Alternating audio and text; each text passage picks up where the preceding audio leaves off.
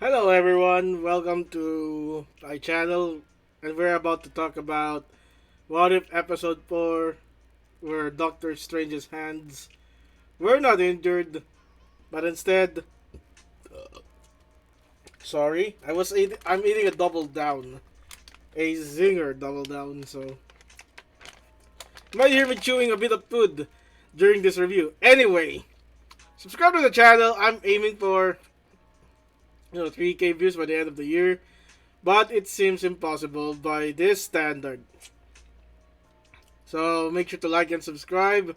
Leave a comment on what you think. And now we're gonna head on to Marvel What If Episode 4 review. Doctor Strange hands isn't injured. What happens? Well, at first I thought this was another retelling of Doctor Strange because instead of getting his hands injured, the one that convinces Strange to study the mystic arts is the death of Christina Palmer. You know, the surgeon that Doctor Strange has a fling on. And what happened is Doctor Strange went to Kamartaj, he became the Sorcerer Supreme, but this Doctor Strange did not move on from the death of Christine Palmer and used the Eye of Agamotto to travel back in time to make sure Christine doesn't die. What happened? Christine died. Every time Doctor Strange tried to intervene, Christine dies at some point in the timeline. She either gets run over, she drives the car, they get crashed, someone shoots at her. It was simply putting that Christine should die at some point. Heck, even if when Strange didn't go to that gala with Christine, she died. He heard it from the news. So, it's really destined that she's gonna die. And that's when the Sorcerer Supreme, Doctor Strange, made up with a ghost of the Ancient One, telling him that this is a definite thing.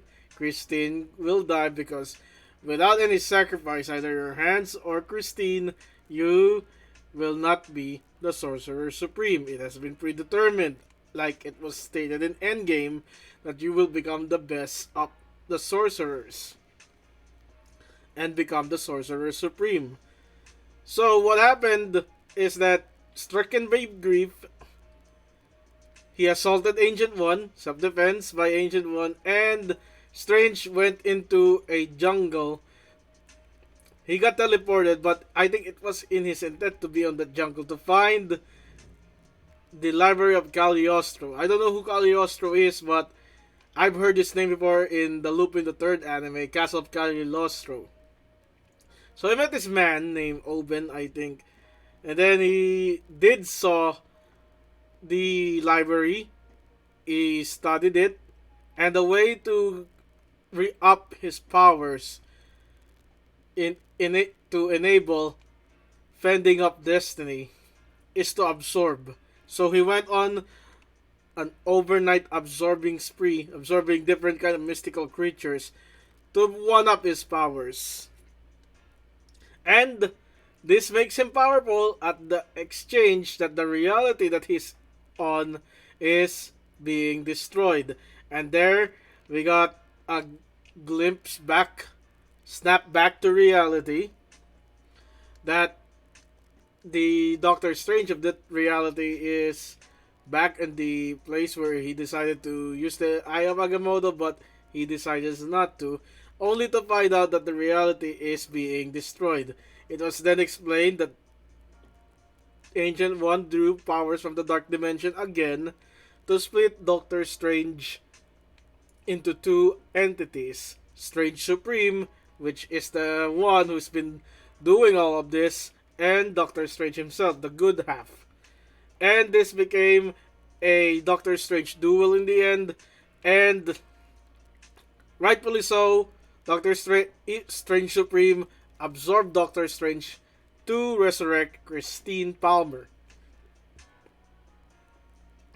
Did it work? Yes, it worked, but at the cost of the destruction of the reality, and in the end, Christine Palmer died. So, even if all the power that Doctor Strange got from absorbing these mystical creatures and himself to become Strange Supreme, the end goal is still the same. Christine Palmer died, now at his hands, and he was seen pleading to the Watchers to intervene. So Strange knows about the Watchers guarding the multiverse and such. So it went from I thought to a generic retelling of Doctor Strange, and then they loop it up. It's like a new story, and I think this is one of the better What If episodes. I mean, last week is just Hank Pym soloing the Avengers. Other than that, the brilliant episode 2, where T'Challa, and then the bad episode 1, which I will do a rebooking, retelling video soon on this channel. But this one, this took all the risk, and it presented a philosophy that Doctor Strange's worst enemy is himself, which also parallels the time when he faced Dormammu, because Dormammu is played by Benedict Cumberbatch. And I think many theorists proclaim that Dormammu is the self-reflection of what Pure should be. That's why Dormammu sounded like Doctor Strange, because it's the reflection of what Doctor Strange fears. So, in the same deal as this, Doctor Strange's worst enemy is himself. Now, what could be this moving forward? Will this affect Doctor Strange's appearance in No Way Home? I think not, because Strange Supreme is trapped in his own reality. He's the only one existing in that reality, by the way. So, I don't think he can be that Doctor Strange in No Way Home. So, I think it's the MCU Doctor Strange that is featured in No Way Home. But the potential is that Strange Supreme is the Strange that we are going to get at Multiverse of Madness. Now, hear me out. Wanda is going to travel to, what do you say, the multiverse to save her kids.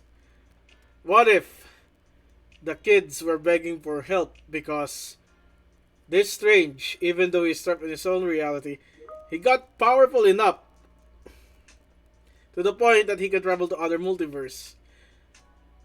Not as early as No Way Home, but as late as Multiverse of Madness. He had that power, and he stumbled upon the kids. Or rather, maybe the kids are trapped in the limbo where Strange Supreme is, and he saw Wiccan, he saw Speed, and absorbed them. That's why Wiccan and Speed were pleading for help from their mother. We all know Wanda is going to be featured with Doctor Strange in the Multiverse of Madness, and the leaks are suggesting Wanda is the villain. But what if Marvel Studios is metagaming us, and that Doctor Strange is the villain, and Strange Supreme is the foe that Wanda will meet at Multiverse of Madness? Maybe Strange Supreme will go into a different name, like Nightmare, like it was been mentioned. So that's my theory on it. So it's a good episode. Good What If episode. I think this will be a favorite of some. I just think the T'Challa one is the best one so far.